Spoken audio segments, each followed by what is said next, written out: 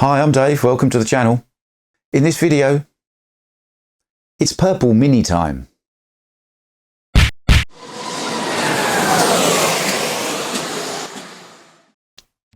So the purple mini in question is this one, C4545, the Scalextric Austin Mini Cooper S, driven by Joe Polley.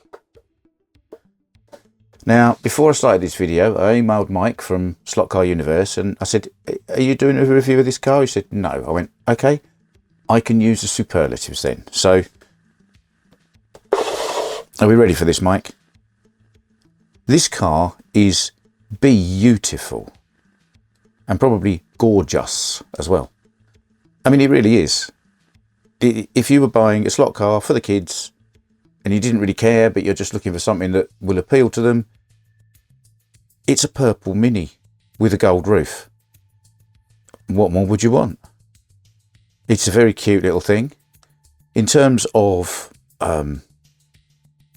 build quality, production, this body shell is very, very good indeed. I cannot, and I have looked very closely, I cannot find a blemish in the paint anywhere at all. Nothing. All of these little decals, and they are tiny little decals, are crisp and perfectly applied and all nicely lined up. I'm very impressed with the very, very thin silver pinstripe, which kind of represents the chrome trim that goes round the seam edge on an old Mini.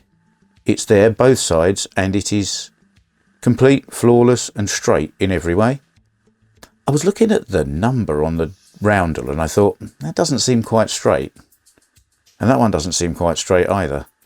But actually, this car is set up so that it's kind of cambered slightly. So the front is quite low, the back is quite high. And actually, when it sits on the track, the number's horizontal. So I think that's right, actually. Again, it's got Joe Polley, driver's name, on here. It's tiny, really tiny. But again, it's crisp and it's clear. The safety markings that are on the cars, everything is very, very good.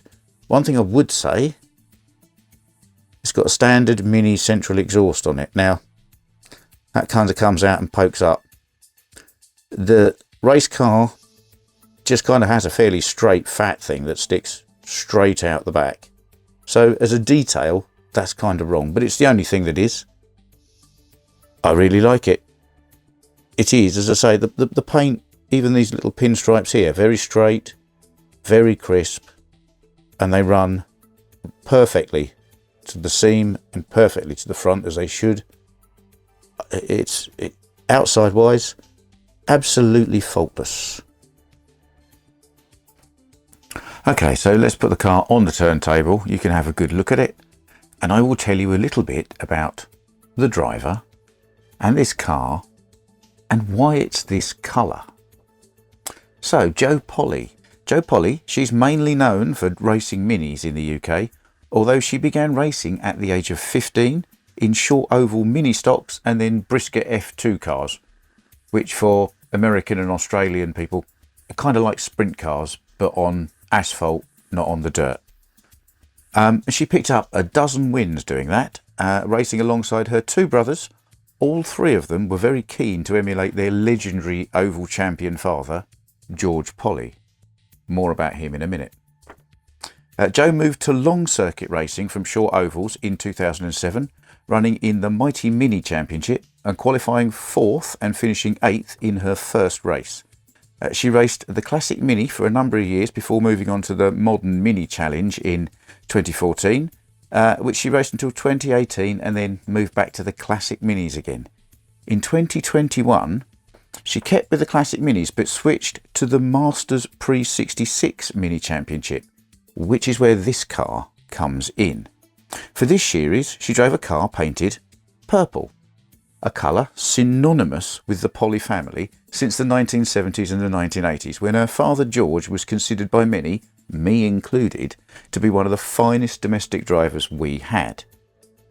And if you're watching all my videos in order, you'll know I'm halfway through building my own version of one of George Polley's cars, and Scalextric are also bringing out another version.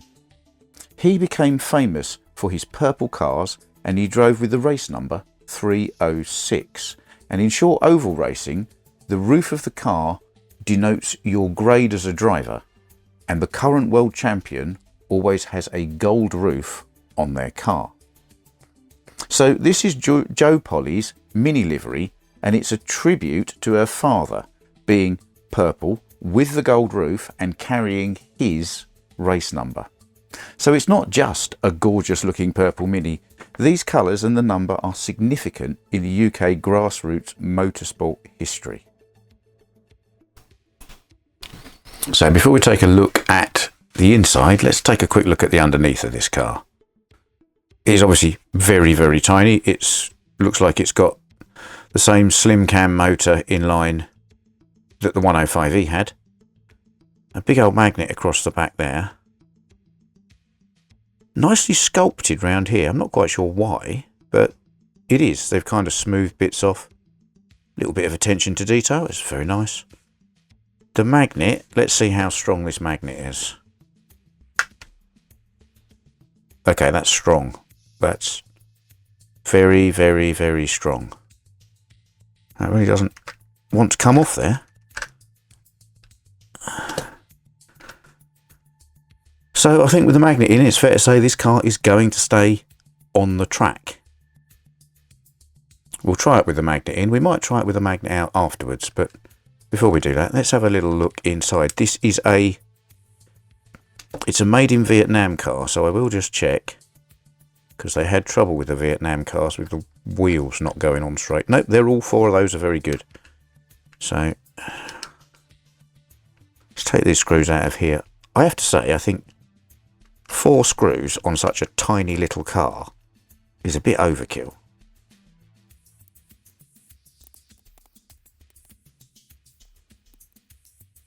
And there we are. Not much inside. Obviously, no room for a DPR door or anything like that in here.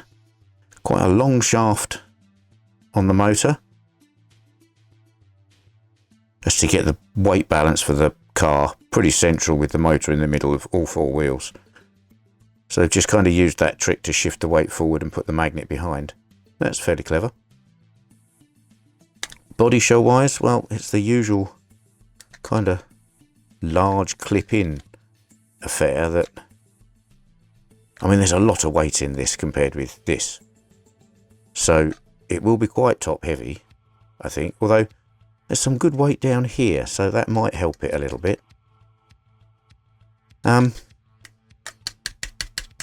It doesn't actually rattle too much. It's jammed in there pretty well. So I won't bother putting foil tape in underneath here to hold it down. I think we'll be all right with that. Light bar front and back. It's an interesting way of doing it. You just shine a load of light onto the back of here and hope it spreads, I think. So yeah, it's all looking good. Standard thing with a Vietnam Scalextric car is that it's bone dry. This one actually has some oil on the pinion, at least, and some on these front axles. Oh, well, that's an improvement as well. The Vietnam factory seems to have discovered oil. Well done. Little stub axle front wheels. I mean, they're never brilliant on any car, but you've got to do it here because you haven't got room to put the guide in if you put a straight axle in, so needs must. But yes, beyond that, all good. Little bit of play across this rear axle, and quite a lot of play in these front stub axles. I will see at some point if I can maybe reduce some of that, because that might chatter on the track, and that will certainly chatter as it's going round, and it will affect the gear mesh as well, so you might end up with some slip and some stripped teeth if you're not careful. So I might just try and see if we can get these wheels pushed in a bit more together. That's not really done anything. Well, I'll run it like this to start with. I might pull a wheel off, pop a shim in just to stop that moving. and then see how we go from there. We'll see how we go. Right, I shall put this back together. We'll take it for a run around the track in standard trim with a magnet in it.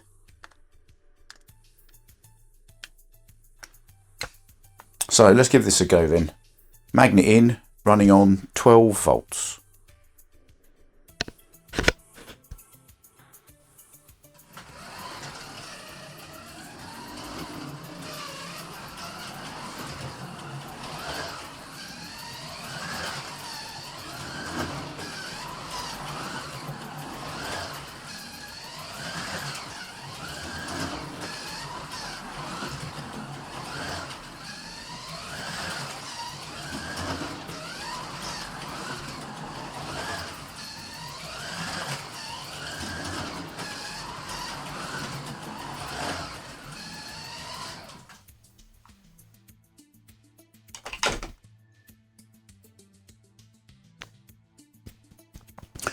Well, I can see why they put a big magnet in it like that. If it's a mini and you've bought it for the kids to play with, it's going to be hilarious fun. But I was pretty much 95% of the lap on full trigger at 12 volts. So for me, I think that's probably going to get, you know, a bit dull, a bit quick. So I am going to pull the magnet out of it and give it another go. I'll probably track sand the tyres a little bit as well, just to make sure the rears are round and gripping properly. Might put a little bit of lead in it, and I'll come back in a minute when I've had to tinker around with it, and we'll have another go. Okay, here we go again. I haven't done a lot to this. I took the magnet out and replaced it with the same size piece of lead, and then put another little bit of lead on top. So, I don't know, there's probably maybe 10, 12 grams in there, which is quite a lot for a little car. And I just track sanded the tyres so they're round. They really weren't round. When I first did them, they've got tread on them. When I first sanded them down, they were smooth one side and still fully treaded the other, so they were a little bit egg-shaped. But I think we're all right now. So let's put this on here. No magnet. Slightly trued tyres with some sandpaper on the track.